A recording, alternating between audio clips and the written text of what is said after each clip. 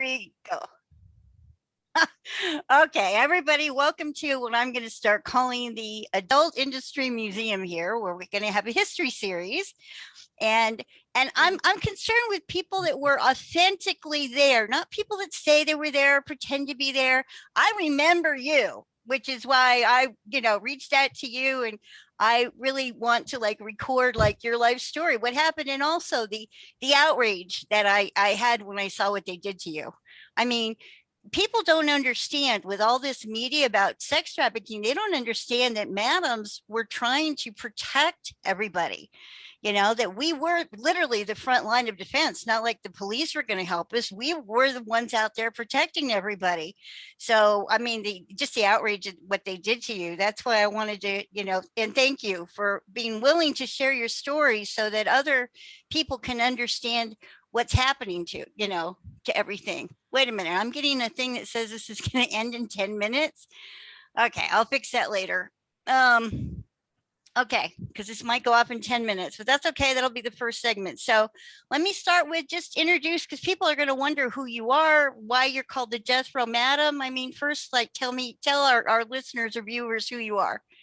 My name is Sherry Woods, and I wrote a book about my life story. It's called Death Row Madam, Exposing Sex and Drugs in the Entertainment Industry. Mm-hmm. So I was a madam in the 70s and 80s in Los Angeles. And I ended up getting framed, arrested, and imprisoned, and they put me on death row for arranging a blind date. And I wrote my book while I was in prison. I was in prison amongst the Manson murderers. And with the help of a guard, I smuggled the manuscript out of the prison.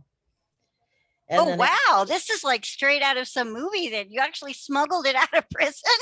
Yes, yeah, a guard helped me to smuggle it out because if they had found the manuscript and what I was writing about, you probably wouldn't be talking to me now, because I also was including what was going on around me in the prison at that time, which included how 2 inmates were murdered. And to this day, they're unsolved crimes. And I had a friend that was the witness to it. So in the book, I talk about who murdered these 2 inmates. Wow, that's just I'm sorry, I was speechless for a moment there. It's just like so mind blowing. And even for what you were running a service where you were like literally, people don't understand that back at that time in Los Angeles, we had a record number of serial killers, got pimps coked out of their minds. I mean, it was so dangerous back then that we were just trying to protect everybody. And this is what they did to you. Yeah, I talk about that in my book, in fact. At the time when the Hillside Stranglers were murdering girls all over Los Angeles, they were finding girls' bodies in the hillsides. They had no idea who the killer was, and it turned out to be 2 killers. But at that time, the police were busy hiding out in my neighbor's garage, putting my house under surveillance rather than being out there looking for these serial killers. Well, okay, let me start at the beginning. How did you get started? I know you were an actress to begin with. So how did you go from being a young up and coming actress to being a madam? How did that all get started? Well, it's a very long story. It's all in my book, Death Row Madam. I grew up in the Midwest, and I was married. My first husband was a gangster who ended up in prison. And then I was modeling. I went to modeling school, got a modeling degree, and started modeling around the Twin Cities, and met this guy that I had actually known in high school and hadn't seen in many years, who was the manager at a Holiday Inn there. His parents owned the hotel, and we fell in love, and we were going to get married. And I wrote my husband a Dear John letter. And then my fiance came up murdered. One of those unsolved cases where they really didn't know what happened to him. But during that period of time, while I was modeling, we had heard about an agency in England called Rent-A-Bird. Bird is an English term for a woman. Right. And so it was a dating service. And we were all joking because, you know, we didn't make much money. We were all single moms.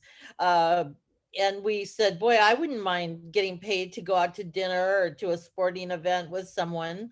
So as a fluke, I put a little one-line ad in the paper, date a model, $10 an hour. I thought it would be unique if the girls were all professional models that the guys dated. So it was more or less like a joke. And the next day my phone was ringing off the hook. I bet. I had all these guys calling, I want a date with a model. Well, in 1971, $10 an hour actually was a lot of money. That's where the joke, the $2 whore came from, because actually $10 was a lot of money back then, right? Yeah. So this just was a total fluke. And before you knew it, Parade Magazine contacted me and said, we're going to come in town. We want to do an exclusive interview with you and your models with our staff photographer. They did a big story on me. The local newspaper did a write-up on me. Jim Klobuchar, whose daughter now is better known as Amy Klobuchar, he did a story on me. And I was named Businesswoman of the Year in the Twin Cities. Wow. And I was doing local TV shows and radio shows. And I was on one time with Superman, the old original Kirk Allen. And he said, well, if you ever move to California, look me up. So when my fiance was killed, I was devastated, to say the least. I mean, not only had I gone through a bad marriage at a young age, and, you know, now my fiance was murdered.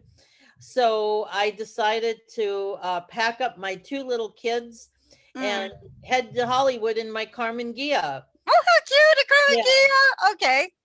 And so that was around 1973.